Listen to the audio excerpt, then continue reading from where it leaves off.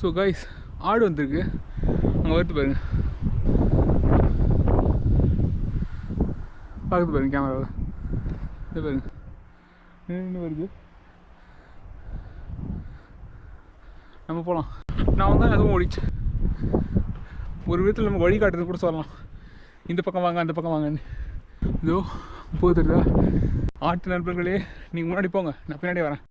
திரும்பி பார்க்குது வேறு, அப்படியே வழி காட்டி விட்ருப்பா, அப்படியே போயிடறான்.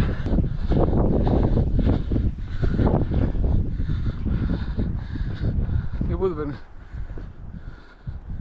ஆடு, ஆகுதா?